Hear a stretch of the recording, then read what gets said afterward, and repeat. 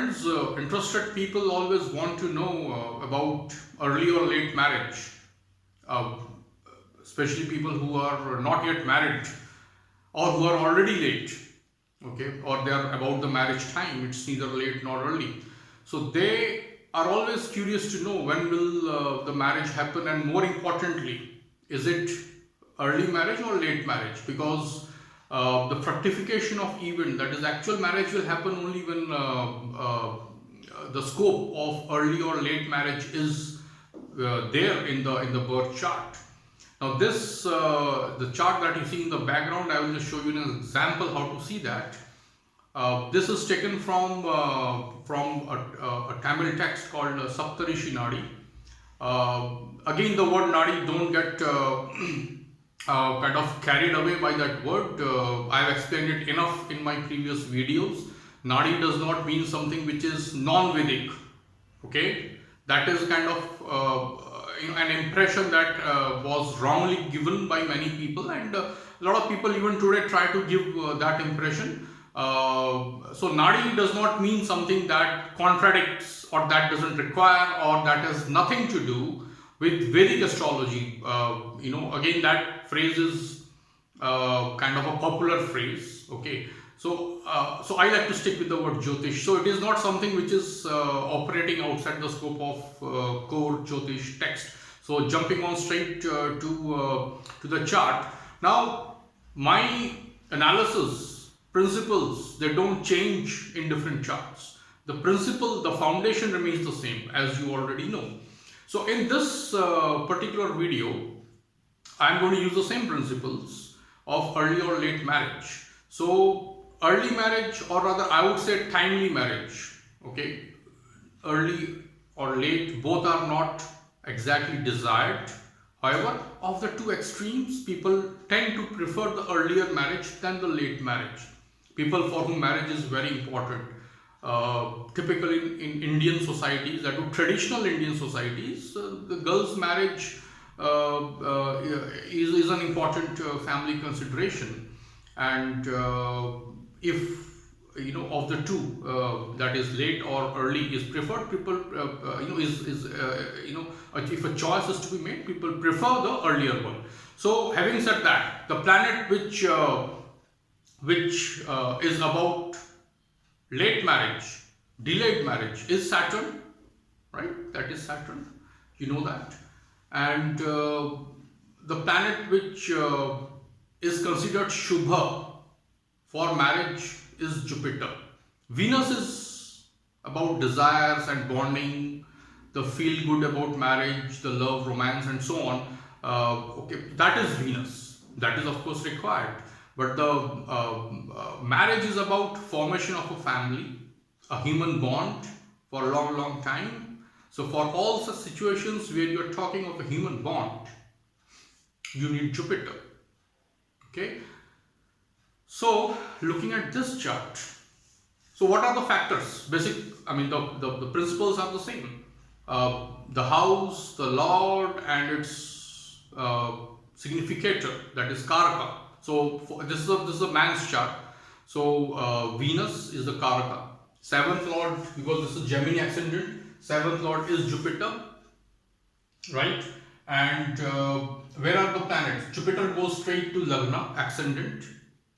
Okay, it is aspecting seventh house, okay, but by itself, the seventh Lord going to first house, this fact doesn't support marriage by itself, although the planet aspects own house. That's fine. Okay. However, taking a closer look at this chart, it's a Gemini ascendant. Jupiter is also Lord of 10th house, don't forget that. Now look at this combination. Now here you have the significator of 7th house, that is Venus, in its own sign of Libra. You have exalted Saturn. Saturn in exaltation in Libra, and Mercury. Three planets in 5th house of Libra. So now, anyone looking at this, okay, would say that look, this chart has such a strong Saturn, okay, very strong Saturn, then this Saturn is conjunct with Venus, significator, and that Saturn is aspecting the 7th house by its third aspect. You see, that is full aspect of Saturn. This is pretty much a combination for a delayed marriage, more so reinforced because Moon is in ascendant. So whatever we are talking from Lagna, that is ascendant, applies from the Moon Lagna as well, because Moon is an alternative ascendant in Vedic astrology, right? So whatever we say from ascendant reinforces itself from Moon in this chart, because Moon sits right in the ascendant. So the Lagna becomes the Janma Rashi as well. Okay. So this is the, this is what the prima facie look on the chart says. But as I keep on saying in many videos, that if you are in hurry, that's fine.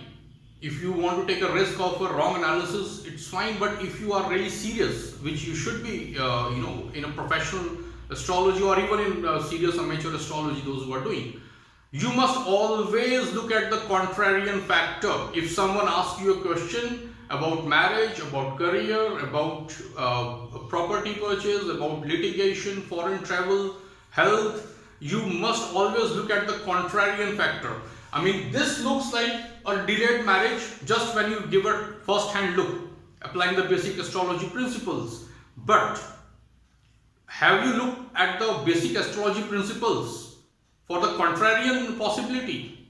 We have not yet. Let us look at that. Now you have Saturn in the sign of Venus. So Saturn, it's very strong in the chart. Saturn is very strong in the chart. It's in fact Lord of 9th house as well. So this is, very good for materialistic purposes. Okay, for many reasons. You have Kendra Lord, that is ascendant Lord included Mercury, along with the 9th house Lord Saturn. In 9th, forming in the 5th house with the 5th house Lord Venus. So it is very auspicious, Dhana Yoga. They all aspect the 11th, this house, 11th house. 11th house Lord Mars in its own sign, aspecting 2nd house, okay, of accumulation of wealth. Saturn also takes their energies there by its 10th aspect. So this is very good chart for, rise in life and materialistic gains and so on. And what about marriage? Again, now pay careful attention. This text says that this is a chart of a person who was married early. It's an early marriage chart. How about that? So let's look at the contrarian factors now. Contrarian factor is very simple. Saturn has to work under the guidance of its dispositor, who is aspecting Saturn. In this case, conjunct Saturn, even more stronger bond. So Saturn is not going to cut the ways of Venus's natural or functional significations. I'll repeat, Saturn will not obstruct Venus's natural and functional significations, because it is in the sign of Venus and Venus is giving its energy to Saturn, thereby making Saturn pretty much stronger. Even though it is exalted, it has to work in the guidance of Venus, and Venus will definitely promote the house where it is significator, that is 7th house. So it will promote marriage. One more thing, you must not forget that Venus is pretty much afflicted in this chart because of Saturn's conjunction. Saturn is getting benefited from Venus. Venus is not getting benefited by Saturn. Understand this dynamic, okay? Then Mars is also aspecting Venus. So this Venus is pretty much afflicted planet. Okay? That is pretty much, again, a negative factor for marriage for the wife, and happiness in marriage. Okay? But the game changer here is the fact that Saturn is in the Rashi of Venus, and Venus is aspecting or conjunct Saturn. So Saturn will not contradict Venus's natural significations, and the X factor in this chart is, if you have ignored Mercury so far in this combination, this Mercury is how? This Mercury is dispositor of Jupiter and Moon. Okay, this Jupiter is pretty strong. Okay, it is with Digbal and so on. So this Jupiter and Venus, these are two benefits here. Okay, Moon is, and this is near about Purnima, that is not very far from Purnima. It is in Krishna. I mean, it's 2-3 days past the full moon. So this moon is pretty strong. So Moon and Jupiter are placed in Mercury's sign, and their energies are coming here. This is a basic astrology principle which I use in all the chart analysis. That is being reinforced here. Okay, so now what's happening? This Saturn is not only conjunct Venus, but it is also getting the energies of Jupiter and Moon here. So the delay factor of Saturn has to a great extent been mitigated. And understand one more thing, please. When Saturn and Mars are in mutual aspect, okay, in 4-10 or 7-7 or conjunct, so Saturn is no longer that slow guy because Mars energizes it, and Mars is no longer that agile and fast because Saturn is controlling it. Okay, so Saturn is not so slow because of Mars's opposition here. Okay, now a lot of people would say, and rightly so, that we don't have the Navamsha, okay, and we should see Navamsha. I agree with that. We must always see the Vargas, okay, including Navamsha, not just for marriage, for everything. Okay, but no divisional chart works outside the scope of Rashi, that is the main D1 chart. Okay, this Saturn, from its D1 itself, we have seen that it is not really going to come in the way of early marriage. And then you have Jupiter aspecting own sign. Moon is also aspecting. So early marriage is very much provided for in D1 chart. Now, if you would look at Navamsha, because I don't have the date of birth details, because this is just chart is given in the Saptarishi Nadi. The date of birth details are not given. So this is part of the collection of Gemini ascendant charts, okay, where this chart is given in that text. Now, what I would see in this Navamsha is which planets are placed in Saturn's sign, just to confirm this, or rather, I mean, is it modifying it or it reinforcing it? Okay, the Navamsha chart. The contrary factors in Navamsha would kind of further blunt the observations that we had here, the analysis of D1, right? So what typically would be happening, because this is a fact given in the text that it is early marriage. So what typically is would be happening is, in Saturn signs, that is Aquarius and Capricorn, in Navamsha D9, you most probably in this chart would have Venus or Jupiter or both placed in Saturn's Navamsha. That would really make Saturn very positive for marriage. Very simple.